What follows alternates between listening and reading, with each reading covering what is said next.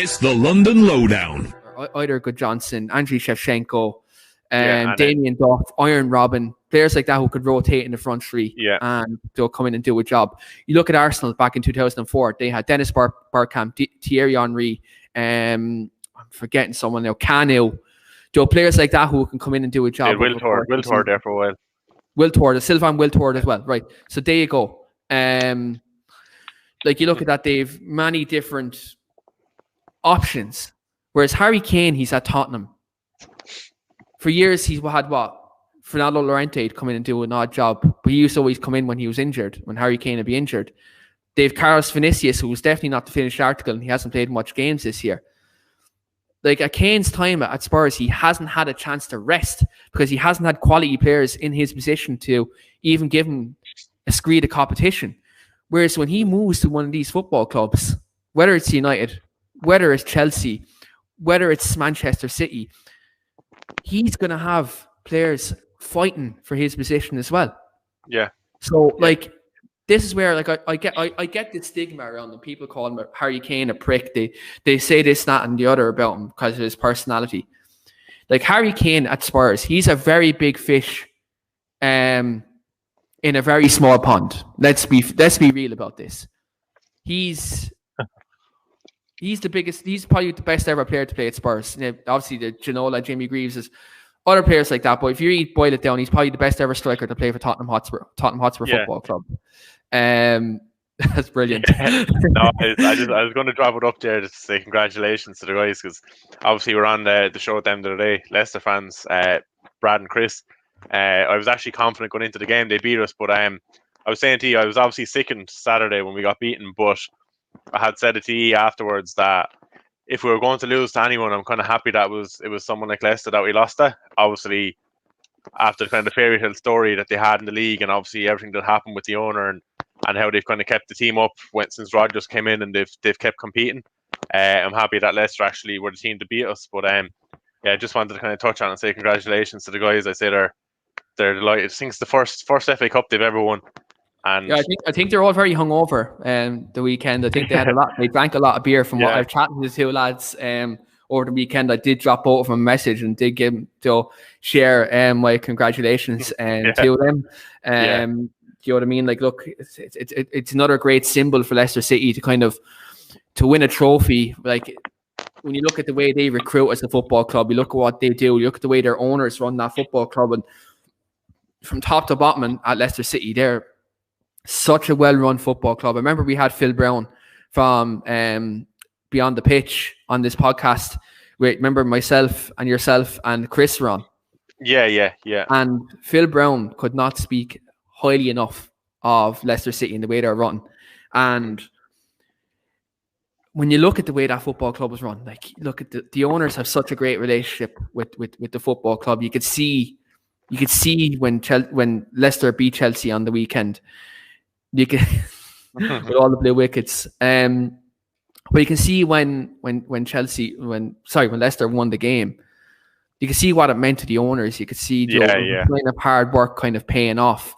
Like, you look at Leicester since they won the league in 2016, they've put stuff into place to kind of maintain them staying in and around the big six clubs.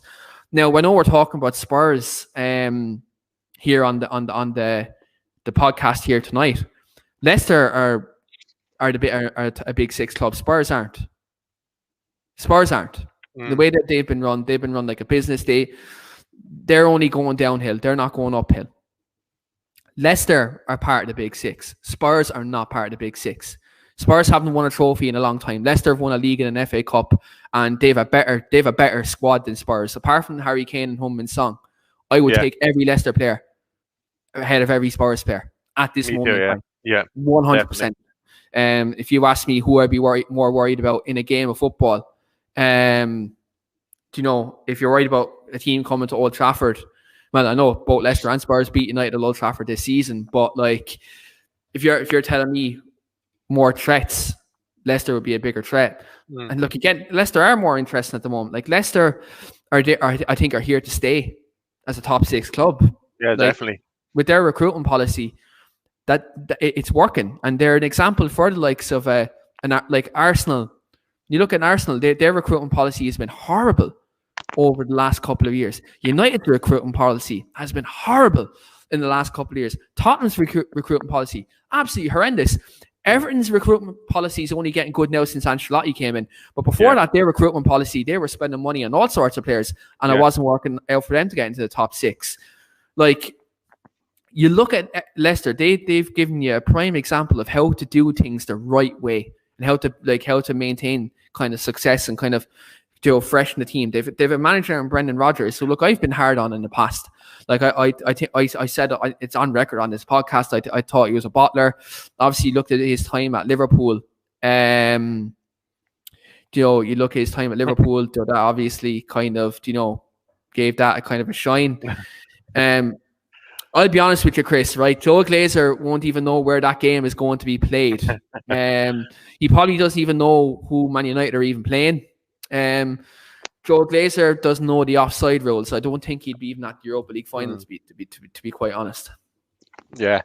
No, look, I suppose just touch on the comment again. I know we already touched on it, but the kind of moment after the game with the chairman coming down holding the trophy, I think it was one of the most heartwarming moments in football in the past year or two at least. Yeah. No, seeing the picture now, because I didn't see it when the match was on. I couldn't see the screen at that stage, but I'd say from kind of just before the Chilwell incident, I couldn't see the screen properly. And I had a few beers at the time. All you were seeing at that point was red, man. Yeah, we were drinking early, so kind of, to be honest with you, at that stage when I got to the 89th or 90th minute, didn't think we were going to score. So we're just kind of sitting back. I was relaxing. I was kind of, at that time, I was just kind of resigned to defeat. And then the goal went in, obviously celebrating that. And then just after that, as soon as it was over, just went around the bottle then. Forgot about it fairly quickly. But it was only the next day I actually seen the pictures and stuff with the chairman. Just in terms of kind of Leicester, we are going to touch on the game. Yeah, we spent a good bit of time on Harry Kane, and now I suppose we kind of covered most things in regards to Harry Kane. I have lying scenes from Stockley Park when the Chilwell goal went in, guys.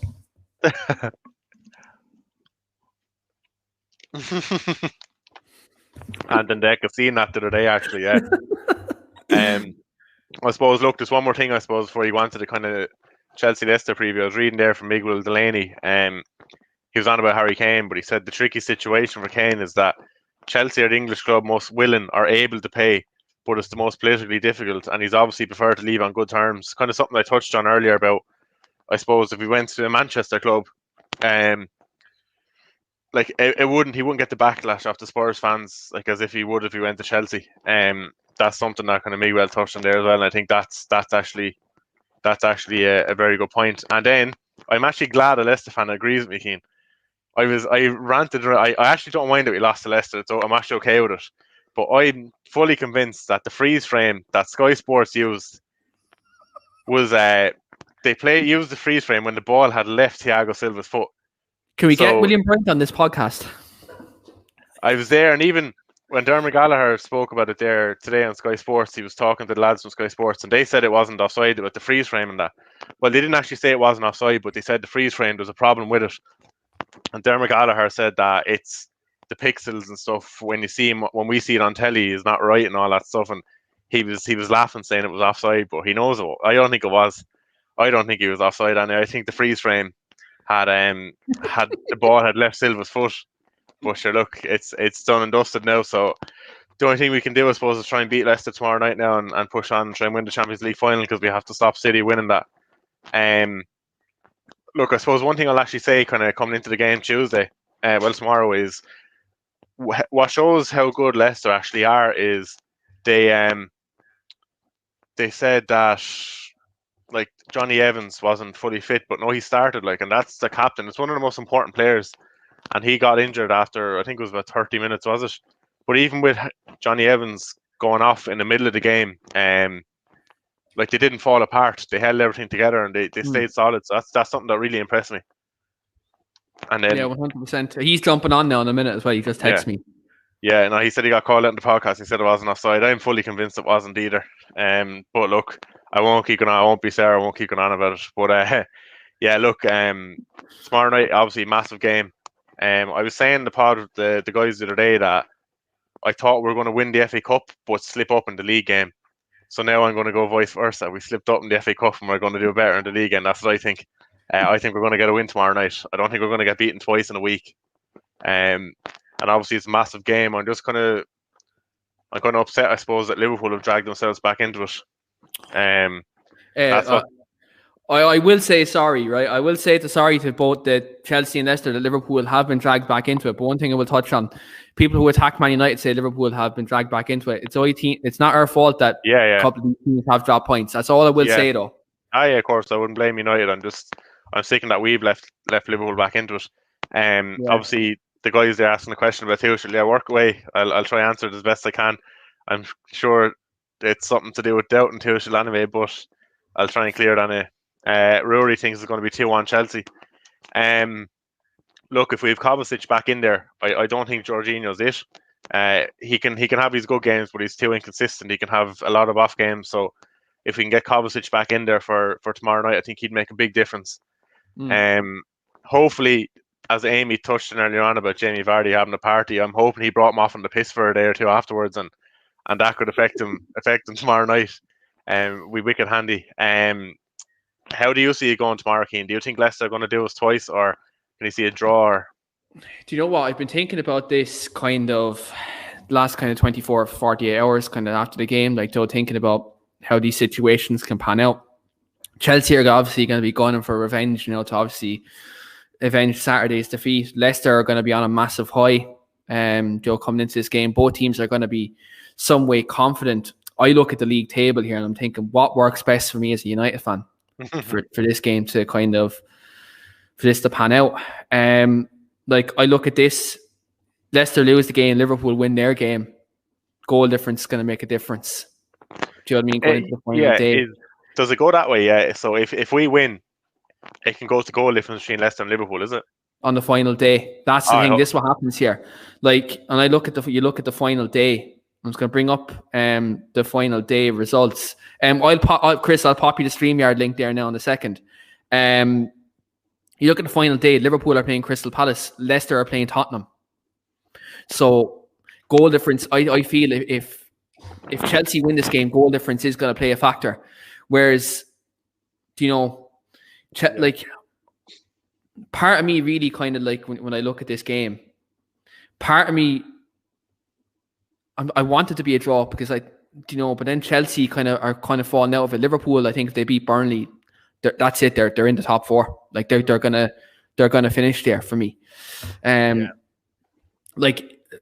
was thinking, right, Alisson doesn't score this goal, but Leicester and Chelsea are finishing in the top four. 100%. Both Leicester and Chelsea aren't finishing in the top four if Alisson doesn't score that goal. But the minute that went in, I was actually working Sunday evening. That happened, Sean, and I slumped in my chair. I'm actually in my stool, sorry. I slumped down like that, and I was like, that's them finishing top four. That's it. And I knew that goal that got disallowed in West Brom, I was so angry over that. Even though that player is standing, I know he's in an offside position, even if he's not there, Alisson's not getting near that.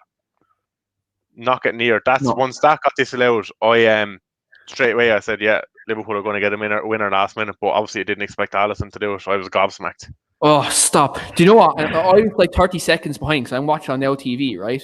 And when William said, "Oh my fucking God, Alisson," I was like, "Fuck, is he after fucking up again?" Do you know what I mean? Yeah. Next minute, then I thought the fact he's after going up for a corner. I'm saying, right, he's after getting caught here. He's after getting caught, and fucking West Brom are after scoring, and then he puts it in the fucking net, boy. And I was like, "Are you fucking serious?" That's when I knew, right? They are finishing top four. That's in my opinion. I was like, they'll finish top four. I was on Adam's channel, on Adam Matic TV, a couple of weeks ago, and I said that Liverpool are going to finish fourth.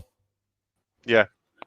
I said Liverpool were going to finish fourth, and it killed me because I feel like they have that grit. Like, do you know what I mean? Yeah, and look, when your keeper's scoring at the last minute, we have Chris here, and Chris is going to pop on. Obviously, a Leicester fan, over the moon since Saturday. Is it obvious I'm a Leicester fan? I know, like, fair play. Look, I suppose I didn't actually get to touch on your question yet, Chris, about Tuchel. No. I didn't actually see the interview after the game. The guys spoke about it in the group chat, and they kind of complained about him and that. I actually still have to go back and watch it, to be honest, the interview. But look, what he said, he left the players on the field to watch Leicester collect the trophy and that. So, like, the only things I didn't like from was the fact that he called, like he said, Tielemans' goal was a fluke and it was really lucky and stuff. Yeah. Look, I mean, that's for God's sake, if that's a fluke, you must think Germany won the war. You know what I mean? Like, the way football has gone now with all tactics and everything, like I actually miss those occasions, like FA Cup finals where the winners are from 30 yards and they're proper classic goals. But yeah, nowadays there's too much tactics and everything involved. Right. And it's Do you know what I'd like to say about that, Sean? Right, that Tielemans goal is absolutely unbelievable and so fitting of a goal to win a cup final. Like if let's say Mason Mount scores that, he's definitely not saying that, right? 100%. Tielemans doesn't say that. But imagine, I'm just going to say this. Imagine him, if that situation happened when, let's say, Liverpool win the Champions League in 2005 and Liverpool get a couple of jammy goals. They got a couple of jammy goals in that game, right? Does he say that's a fluke then? Does he say Ollie's goal in 99? Like, let's be honest, that's probably a fluke, right? Do you know what I mean? The kind of deflection that, right? Do you know what I mean? But it wins you the game of football. A goal's a goal at the end of the day, right? A goal's a goal. Yeah. But that was a spectacular goal. Like, no keeper saving that. Kepa's not saving that. Mendy's not saving that. Alisson, Ederson, Dean Henderson, David De Gea, they're not saving that goal. That was a brilliant strike. Yeah, 100%. Like what I was going to say is, you go ahead, Chris. I was saying, and it wasn't handball before either. I didn't complain about that at all. No. Look, it was their players' own faults for not closing them down and giving them that much space there. So I didn't take any notice of the handball. I was just going to kind of touch on, like, not the Chilwell thing at all, but like throughout the season, kind of some of the VAR calls, like VAR into the game, and like I think we've lost a small bit of the game where when you score you can't celebrate now, and it's actually good to have moments like that Tielemans one in the cup final. Like I think we kind of missed that from the game this season. I was actually kind of looking forward to watching the playoffs this evening because it's like you have some of the fans back in the stadium. There's no VAR or anything. It's just like the football we grew up with. And I like to see some of that back in the game. But yeah, no, look, I have no complaints about the goal. Like people complained about the handball. I didn't even kind of look back at that. I know judging by kind of BT, they said it was in another passage of play anyway. So that's right. That's what it was. And he couldn't stop it. It hit his knee and went up. You know, it wasn't. No way was it deliberate. I mean, the Chilwell goal. Obviously, I was glad it was VAR cancelled it out. Yeah, I don't know if you guys have seen the video that's going around social media of the guy that's filming himself, and while they announce it's brilliant, absolutely brilliant. Obviously, with it being Chilwell, it was doubly brilliant for us. Yeah. The thing is, whether I agree whether it was onside or offside, all season they have been given offside. Yeah. And all we ask for is consistency. And I turned around, I was watching it with my son, and I said, like, it's tight, but if they're going to be consistent with what they've been doing all season, it must be offside. Yeah. No, look, I had a few drinks. Go on, yeah. No, I was just going to say VAR is an ass. We know that, but and it's ridiculous and it needs to be changed. But VAR, I think with VAR, guys, the people who are using it, because you've seen in other countries, it's been very, very effective and it's been used very well. I think in the Premier League this year, it's been used quite horribly. Now, United have benefited from VAR this year, and there's some decisions we've got that I think have been dodgy. There's been decisions that other teams have got this season that have been dodgy. Whereas, like, you look in the European leagues, like the German league and the Spanish league, it's been used quite effectively and it's been used quite well in the European leagues. I think it's the referees, because the referees have been horrible in the Premier League for years. And now we're giving these same referees technology, and they're still managing to mess up. Yeah, look, like in the other day when it happened, like obviously you know I had a few drinks and I was raging after the game, like right after. But I suppose I'm like still later on on, myself, Sean. the gin, the gin and juice. The gin and juice, man, drowning my sorrows. But no, but given it a few hours, I kind of spoke, and even the next morning, like my big issue is I think the rules need a bit of updating next year. This is nothing to do with Chilwell now because it didn't affect him, but throughout the season we're seeing kind of offsides been given with hands. I don't agree with like body parts that you can't score it's been included in offside. I just think that needs to be updated. Now that doesn't affect Chilwell in the FA Cup final at all. That's just kind of in terms of like Bamford, he scored one during the year and his hand was out calling for the ball and they call offside. I just think that needs updating, and like you said, Keane, the people using it need to be either trained better or we need better people. They need to be educated in general. Do you think? I mean, I agree totally 100% with that, and we've benefited from some VARs, and we've lost to some VARs, and this time 2 years ago we were sat here blaming the refs for everything. Now we're just blaming VAR instead of the refs. It's got to be wherever the foot is, because it doesn't matter if my armpit hairs over the line or whatever. It's got to, I think it's got to be where the foot is, on the foot on the ground, and I wouldn't be against, and I've suggested this and been laughed down, but get ex-players doing it. So a foot on the ground, you're saying, Chris? They're just I think so, yeah, because you can be, being in mid stride, like that's the thing. You can be in mid stride. Your front foot mightn't be on the ground, like your back foot might, and you could be that. All it takes is just that foot or two to beat. But that comes to this. It's whatever happens, it's not going to please everybody, and this is the problem. You have to make the rule, but I think it has to be the foot in some way, and then it's this. Is it interfering with play? Isn't it interfering with play? And what passage of play was it? Oh, the Arsenal fans here, they were happy for us to win as well. By the way, I don't know why, but. I think ex-players who understand the game, who have played the game, I think would make the good guys to sort of look at the VAR. Yeah, like I completely agree with your take on the consistency. Reading Melina's comment. Yeah, I was going to pop it up there in a second. I was going to leave you have a few seconds to think of a reply, but no, look, yeah, in terms of what you said about consistency, I completely agree with it. I think if we had that along with the whole kind of offsides being given for hands and body parts you can't score, if you had that and you had consistency throughout the year, I wouldn't have actually had any problem with VAR. As long as they keep it consistent, like you said, throughout the season. Then obviously, look, just going to pop up Melina's comment there. Can someone kindly ask Chris when's he going to stop mentioning the fact that they won the FA Cup after 4 failed attempts previously?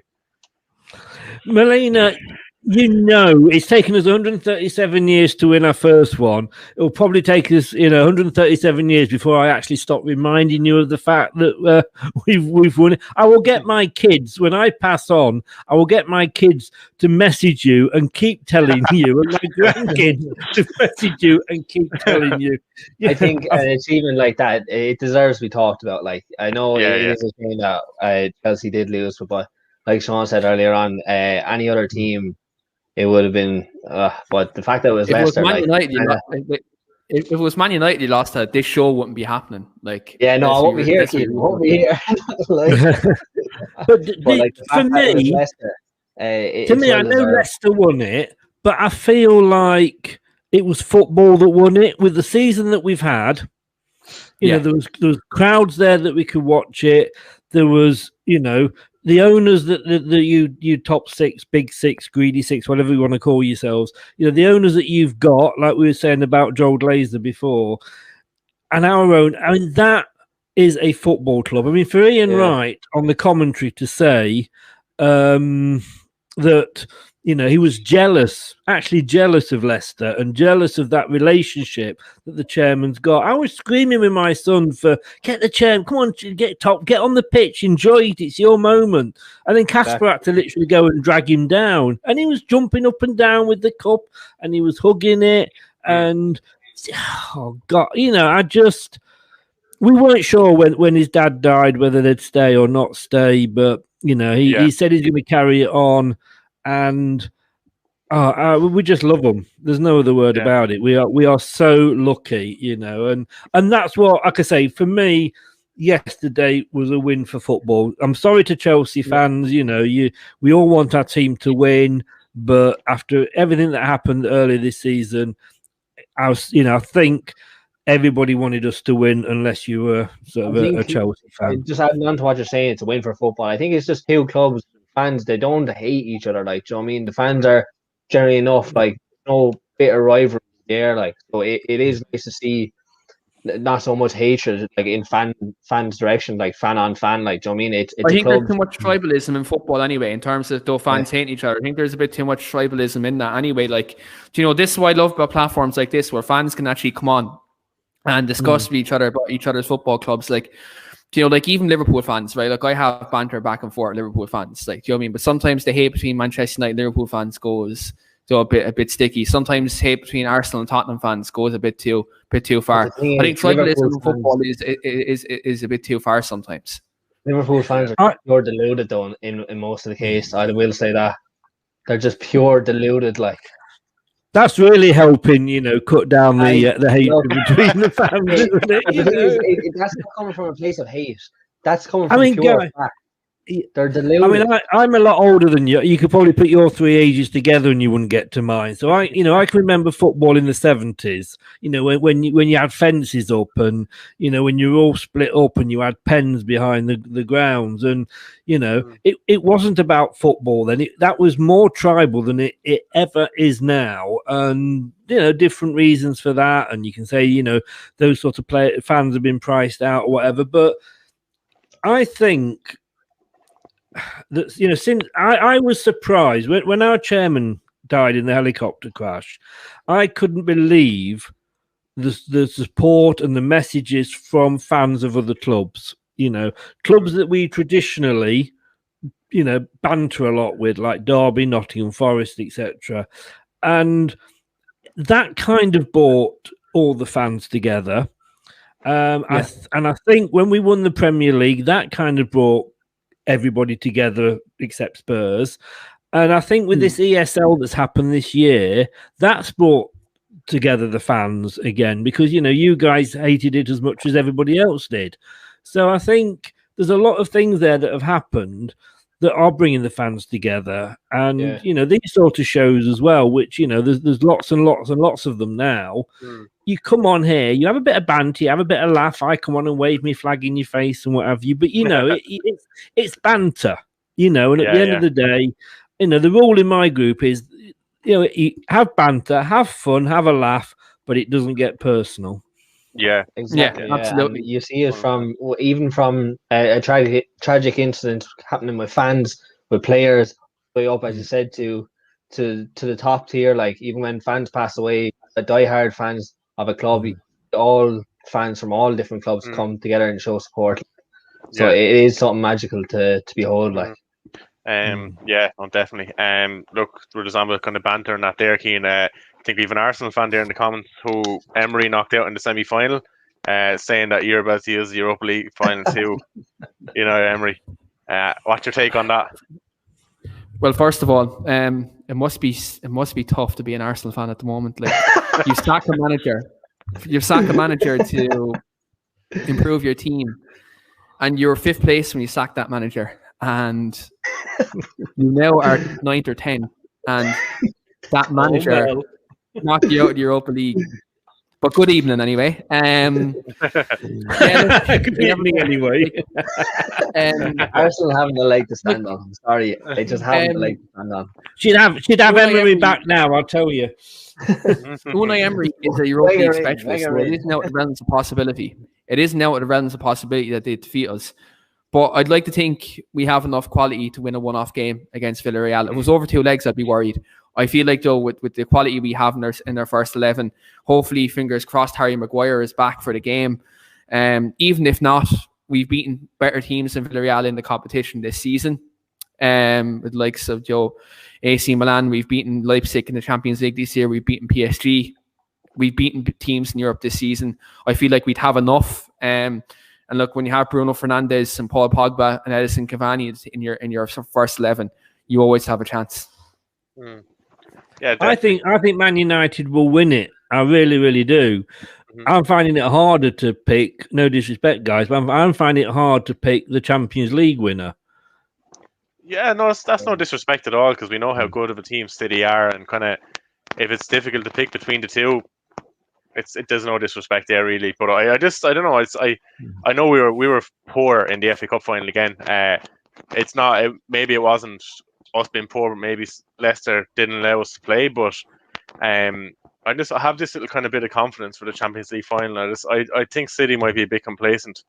I'm hoping that anyway. But yeah, look, it's going to be a massive game. And look, the one tomorrow night, your next game is always your most important. So tomorrow night, Champions League football is on the line. Chris, are you confident of doing a treble over Chelsea? To be honest with you, yes, I am. Because I looked at Chelsea yesterday. Yeah, you weren't on your best form. But in fairness, neither were we. But in fairness, we probably didn't have to be. And I was really surprised at Chelsea because I wasn't confident going in at all. I know I predicted a Leicester win, but I'll never predict against my own team. But I thought you would easily beat us. I was very surprised, and I was saying I think if Tuchel had been there at the start of the season, I've said this, I think Chelsea would have been challenging Manchester City. I think what for me's made a bit of the difference is the Liverpool game the other night. And, they've won that. They're now on your coattails. You lost to Arsenal, so you've kind of on a bit of a bad run at the moment. Is that self-doubt going to start creeping into the players' minds, looking over your shoulder at Liverpool? And will Tuchel look at that and maybe make a few bad judgments on picking up? I mean, how did he not pick Ben Chilwell for the final? Because as soon as he came on, he was turning us over, and he was up for that game, obviously with it being against Leicester. But I'm more confident for tomorrow because I think you guys are on a bit of a downer at the moment. And like I say, I think Liverpool winning the other day, my God, wasn't that edge of the seat stuff? But they were not far behind you, and I think you're going to be looking over your shoulder. Yeah, I'm kind of worried that is there too much on his plate at the moment, considering too many things to think about. Champions League final, the FA Cup final at the time, and then looking for 4th place then as well. I did say before the Leicester game, I was a bit nervous. I said it to yourself and Sean, Chris, on the last show. I was nervous, but I am more nervous now, to be honest with you. But if we can secure this win, I will be fairly confident then going up for a final against City. It'll give me that confidence boost. I think it'll give the players a bit of a confidence as well. Do you think whoever wins tomorrow night is guaranteed top 4? Yeah, I think so. Well, Leicester definitely are. A point gets Leicester top 4. We are, yeah, a point. Yeah, if we win, we're guaranteed it. But again, it's that confidence that it gives you. But I've got a question for the Chelsea fans here. Nothing personal, Keane, but I've forgotten your proper name, of course, Wan-Bissaka Freeney. But I still don't know where this comes from, man. If they've called you after Roy Keane, if you were born now, you could be Wan-Bissaka Freeney, couldn't you? I know. I reckon. Right. If I was born now, if I was born now, I was definitely getting named after Bruno Fernandes, 100%. Yeah, but that's not as funny, is it? Let's be honest with you. To be fair, though, right? But to be fair, Harry Maguire is our captain, and Roy Keane was our captain when I was born. So maybe I'd be called Harry. To be fair. Or Maguire, who knows? But Maguire, talking about if, let's say Chelsea lose tomorrow and miss out on the top 4, and they miss out on the Champions League, they've missed out on the FA Cup. Does Tuchel go in Abramovich's eyes? No, not a No, hope. I don't think so. I from what I've been reading, I think he's done enough to convince Chelsea that he is the right man. Obviously, if that happens, what you just said there, it's been a complete failure of a season for Chelsea, switching managers halfway through and that happening. But no, I think he stays. He gets next year at least anyway. I don't think we can get anyone better than Tuchel at the moment. Obviously, Pep's at City, Klopp's at Liverpool. Brendan Rodgers seems happy at Leicester. I just think this whole giving managers half a season. Bring Jose Mourinho back, no? I think given this the whole idea of giving managers half a season to prove themselves and go off and make the club back to its glory days, I think it's a hoax. Like every manager needs time to settle in and then get their foot in it with matches and winning games and all that crack. I think giving them 6 months is stupid. And then sacking them straight after when they don't get results. Like you can't just turn over a club like that with a click of the fingers.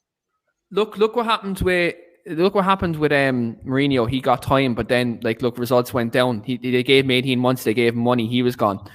You look at Ole United. He's been given time and it's worked out to an extent. We're making progress every single year, Joe, since he's been in the job. He's improving season on season. Tuchel has shown in his short time at Chelsea that he's improved the team. The Chelsea under Lampard compared to Chelsea under Tuchel are chalk and cheese. Exactly. Do you know what I mean? Give Tuchel a full season. See what happens then. Do you know what I mean? Exactly. Was Lampard given enough time though? Yeah. No, you know what? And I'm gonna say no.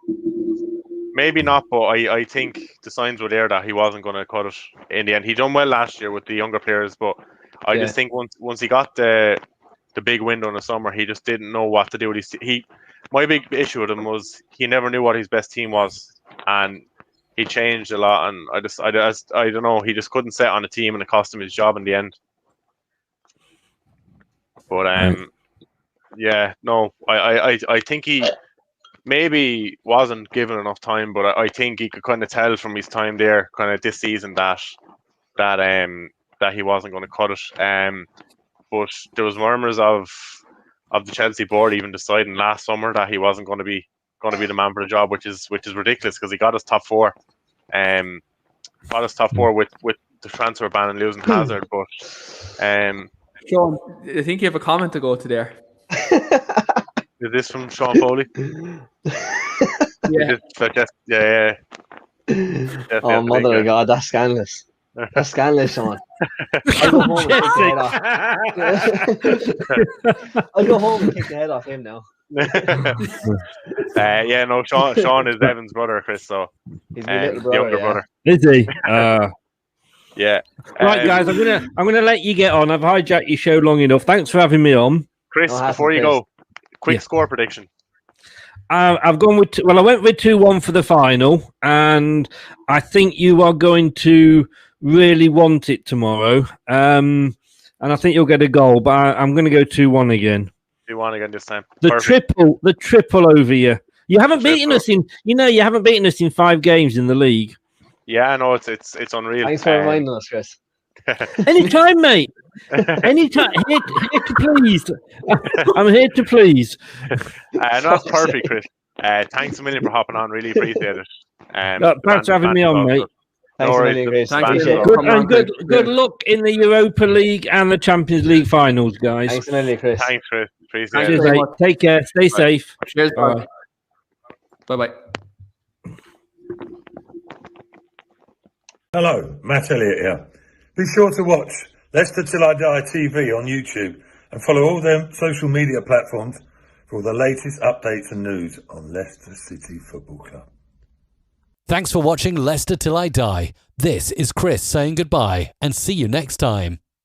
Some people are on the pitch, they think it's all over. It is now.